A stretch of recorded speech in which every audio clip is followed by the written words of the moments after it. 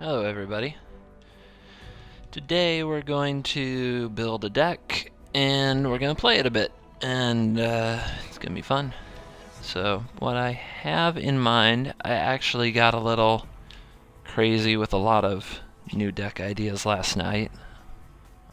Started around midnight, 12:30, something like that, and went to bed about 5 a.m. And by the time I went to bed I had about 9 new decks. And there's a few things that I've been working with, and one of the main ones is Valor and Akros.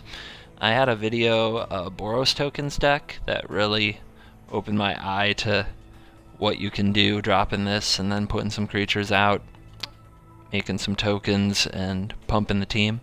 That is actually, it can be consistent and it can be very hard to deal with. So I've been trying different Valor decks in almost every combination of white color.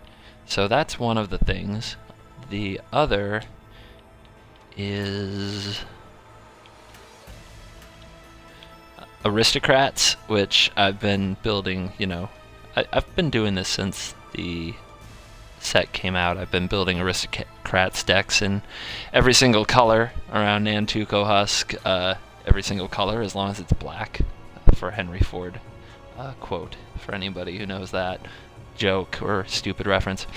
So I've tried all kinds of different Aristocrats decks, so I have a few of those I've been working on. But today, I'm gonna get out of the way, not a different take. I mean, I know it's been done, but it's an approach to Gruul Landfall.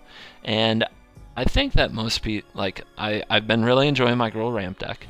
And I think most people build Gruul Landfall, the red-green Landfall deck with cards like Slide Runner, as a deck that plays Swell of Growth and pump spells and tries to kill the opponent on turn 4. But that is a really fragile approach, in my opinion, and most of those games seem to come down to a big trampling Grove Rumbler and whether or not the opponent has a way to answer it once we get to that point.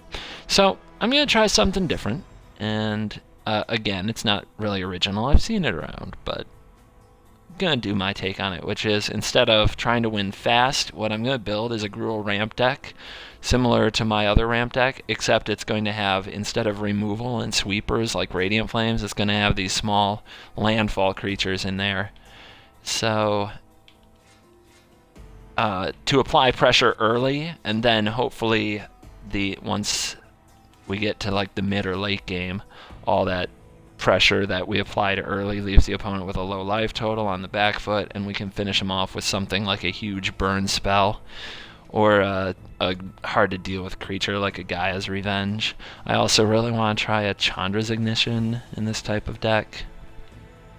So basically, we're going to, instead of having cards like Jotty Offshoot and Gatecreeper Vine, we're going to fill our early drops with landfall creatures. And then we'll run the same kind of ramp spells. We'll run Nissa's Pilgrimage so that we hit a lot of land drops. And instead of the Eldrazi, we're going to run, again, the early creatures and try to kill them faster instead of bigger. And I have no idea if it will actually do a lot of good.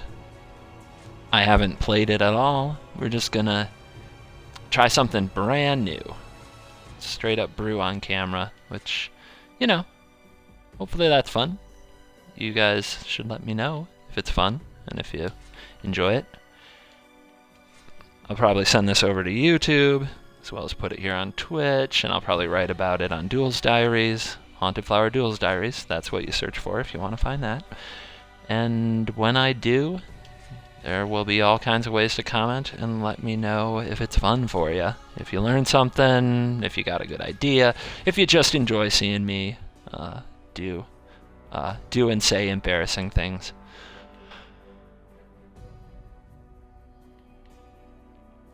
Still working out the video content world. I've been writing about duels since July, and I think I'm doing well at that, although I still have things to learn, and I'm always trying to do better. But video content is its own animal.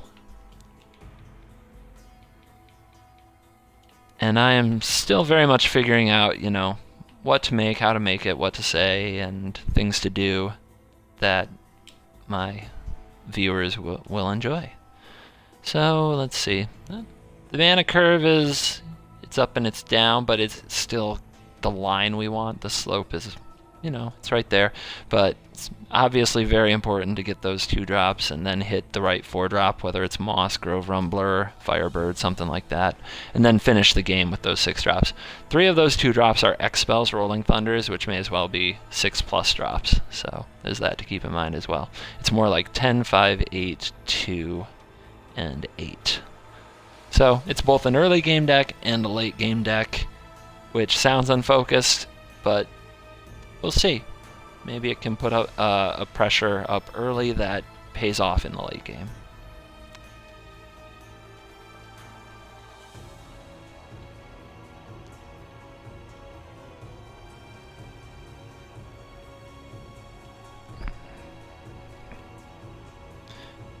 I also welcome any kind of suggestions for what cards I could have run. I generally don't spend a lot of times building the decks. I usually get in and out pretty quick, like what you just saw, with an idea of what I want. So sometimes I miss cards. More often, I have a good idea of what I'm looking for, but I refine over time based on what happens. So usually, if somebody plays a creature, like say I'm playing a control deck and someone puts out a Gideon and I realize I have no way in my deck to do anything about Gideon, well, we're going to have to go make a change. Not a big one, Gideon's a one-of, but it is a one-of that's in every white deck, so you're going to play it about 10% of the time you play somebody with white in their deck. That's enough to mean you should probably have a way to deal with it. Of course, dealing is always... the Planeswalker example wasn't a good example. Dealing with Planeswalkers, there are options, ways to attack it, ways to burn it, ways to shut it down with suppression bonds. I guess something more specific would be like Gaia's Revenge. If you're playing a control deck, and there's nothing for Gaia's Revenge, yeah, you probably need to go look through your available card options again.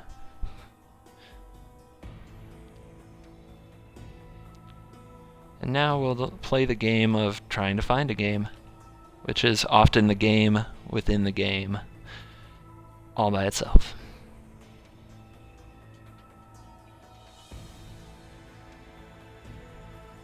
So what's going on? Yesterday was an Esper control list submitted by a user, which we played 9 games with, and I wrote about that. And the day before that was a Boros tokens list that I did some tweaking of. It was something that I saw on a different stream and designed by a community member who does a good job, random name, with, I think just a few tweaks to kind of get a consistency that I liked better. And I thought that did really good, and I'm looking forward to playing that more. Alright, so here comes a king. Let's see if this is Mega Beast, who I know uses that face all the time and would be a really good opening for this matchup.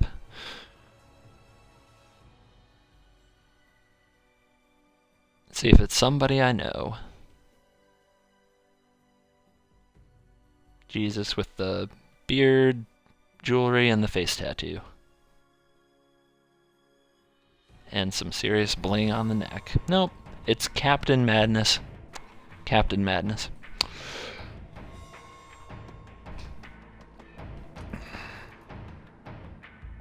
This hand could be really slow. And that would be bad. But we are on the play, so I'll try it.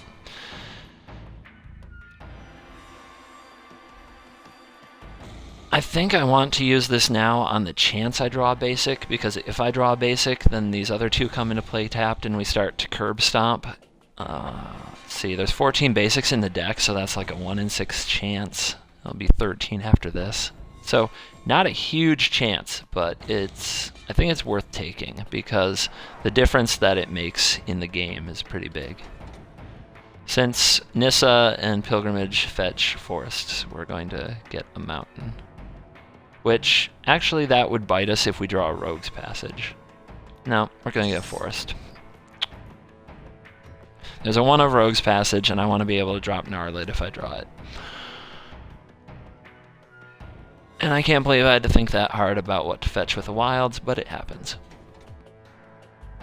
My opponent, probably not gonna... Hey, look, we got paid off. How about that?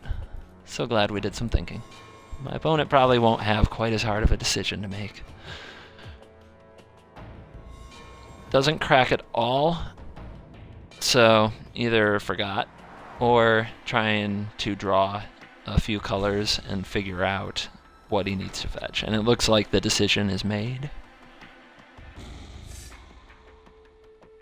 So we've got Bant colors so far.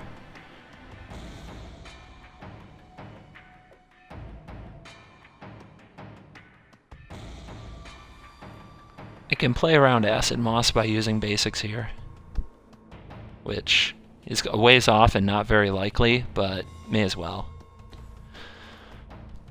Can't hurt.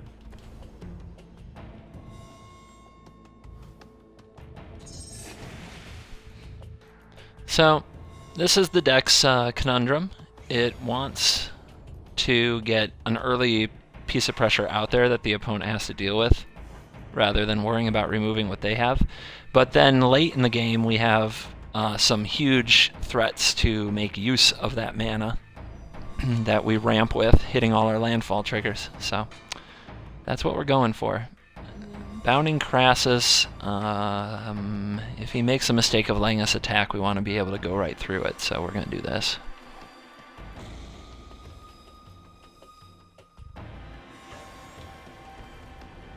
Hello.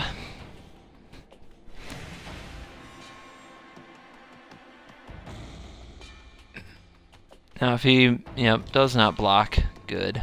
I think we'll just take the damage.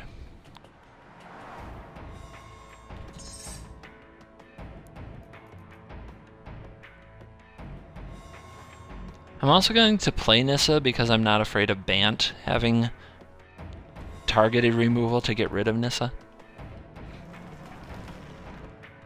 I think that's right. Nothing really comes to mind that Bant can do about it.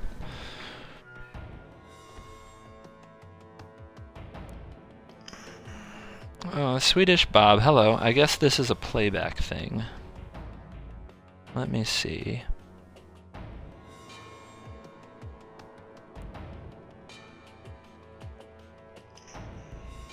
Swedish Bob, hello. I guess this is a...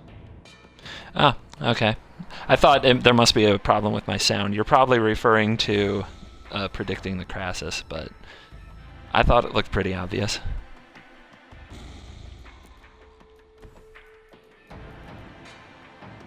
It's another good bit of Crassus tech here.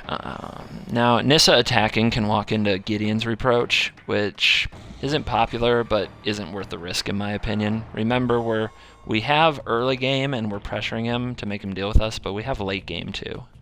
And I think the late game is going to be more important at this point. Spasm Cusp, got a message. I wonder if it's a hate mail. I'll have to check. If I get good hate mail, I will read it for everybody. If it's more people being good and polite, as many of them are, it won't bother. But I love reading my hate mail.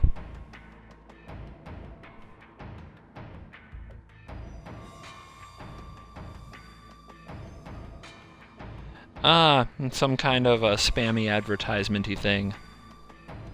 Hi buddy, it's me, Cassie. I use these codes to get an Xbox account, blah blah blah. Right. Good deal. Love getting those messages. Okay.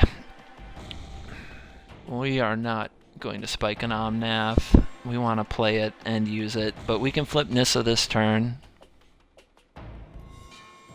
We can definitely use this on the white mana. So is there any particular order we need to do that in?